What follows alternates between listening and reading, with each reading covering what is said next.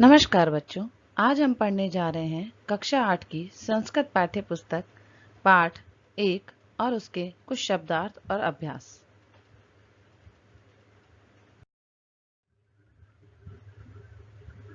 सबसे पहले पाठ में आए गए कुछ कठिन शब्दों को हम जानेंगे।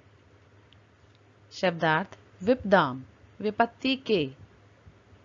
आदावेव, आदौ धन एव, पहले ही निश्चित रूप से।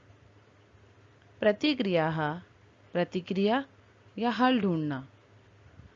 चिंतनीया, चिंतन करना चाहिए। ग्रहे, घर में। वह्निना, अग्नि द्वारा। प्रदीप्ते, प्रज्वलित होने पर। कूप खननम, कुआं खोदना। न युक्तम, उचित नहीं है।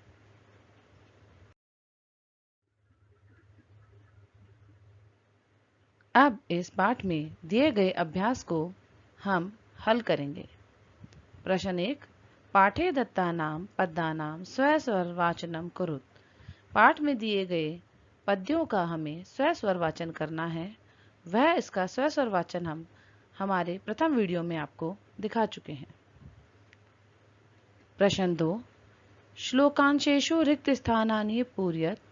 यहाँ कुछ श्लोक दिए गए हैं और उनका रिक्त स्थान छोड़ा गया है। यहाँ जो लाल शब्द दिखाई दे रहे हैं, लाल शब्दों में हमने उनके रिक्त स्थानों की पूर्ति की है। क, समुद्रम आसाद्य है, रिक्त स्थान में आएगा भवन्त्य पेयः। ख, रिक्त स्थान में आएगा श्रुत्वा। वच है मधुर सुक्त रसम सृजन्ति। ग, तद भाग देयम, रिक्त स्थान में आएगा परम पशुनाम। घ, विद्याफलम, रिक्त स्थान में आएगा व्यसनिनः कृपणश्च सौख्यम। अंग, पौरुषम विहाय यह, रिक्त स्थान में आएगा देवमेव अवलंबते। च, चिंतनीया ही विपदाम, रिक्त स्थान में आएगा आदावेव प्रतिक्रिया।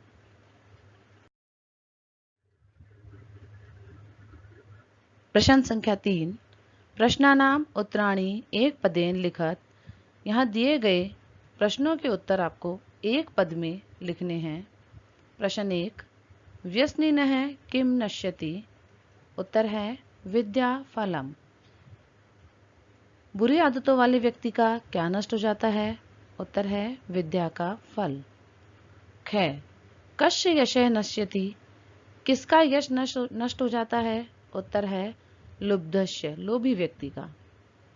ग, मधुमक्षिका किम जनयति, मधुमक्खी क्या उत्पन्न करती है। उत्तर है माधुर्यम, मधुरता, शहद। घ, मधुर सूक्त रसम के सृजंती, मधुर सूक्त की रचना कौन करते हैं। उत्तर है संत लोग। अंग है, अर्थिनः केभ्यः विमुखा न यान्ति, चाहने वाले को या इच्छा करने वाले व्यक्तियों को कौन विमुख नहीं जाने देता या कौन रिक्त नहीं जाने देता। उत्तर है महीरुहेभ्य, पेड़।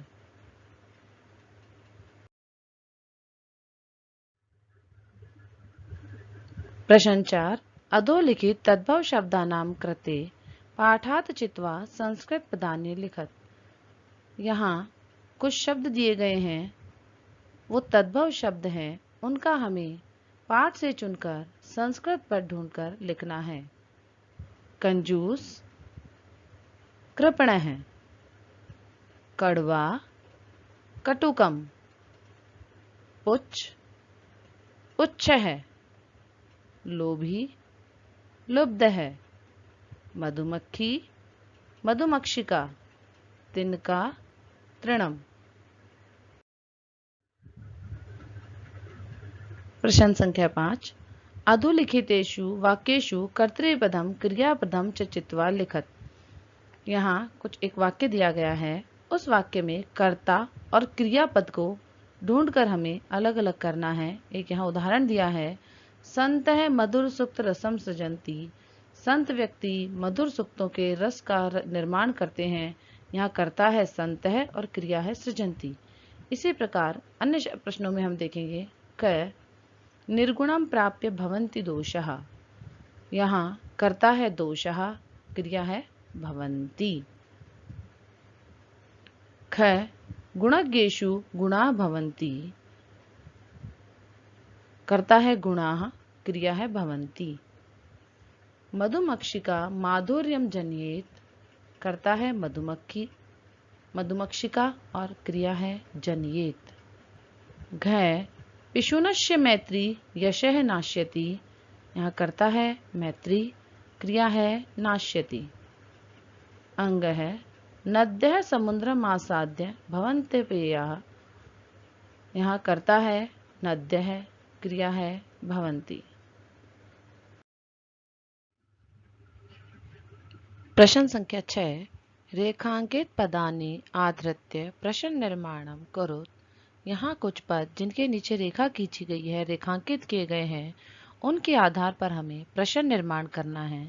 प्रश्न निर्माण में हम जानते हैं कि किम शब्द रूप का कोई भी एक शब्द लिखकर हम प्रश्न निर्माण करते हैं। और कौन सा शब्द लिखना है, यह हम रेखांकित पद की विभक्ति, वचन और लिंग के आधार पर जानते हैं।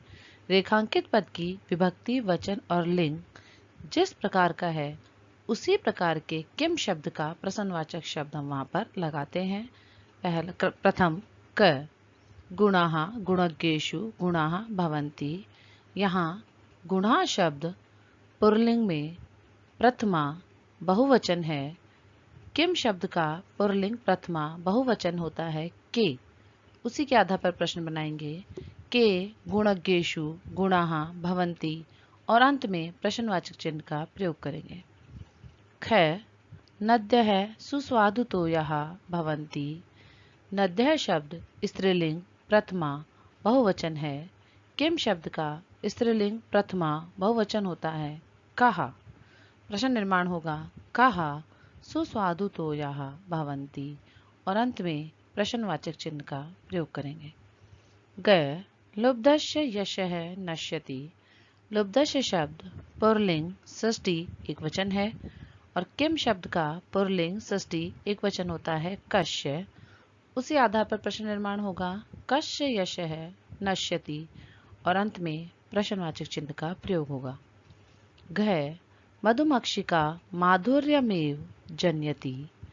यहाँ मधुमक्षिका स्त्रीलिंग प्रथमा एकवचन है। उसी के आधार पर प्रश्न निर्माण होगा किम शब्द का स्त्रीलिंग प्रथमा एकवचन होता है का माधुर्यमेव जन्यति और अंत में प्रश्नवाचक चिन्ह का प्रयोग होगा। तस्य मूर्धन्यः तिष्ठन्ति वायसाः। यहाँ मूर्धन्य शब्द स्थानवाचक है और इसी स्थानवाचक में कुत्र का प्रयोग किया जाता है। इसके अतिरिक्त इसमें सप्तमी भक्ति प्रथमा एकवचन पुल्लिंग है। उसी आधार पर प्रश्न निर्माण होगा तस्य कुत्र या कस्मिन् तिष्ठन्ति वायसाः और अंत में प्रश्नवाचक चिन्ह का प्रयोग किया जाएगा। प्रश्न नंबर 7 उदाहरणानुसारम पादानि पृथक पृथक कुरुत। ऊपर एक उदाहरण दिया गया है, उसके आधार पर दो मिले हुए शब्दों को हमें पृथक पृथक करना है।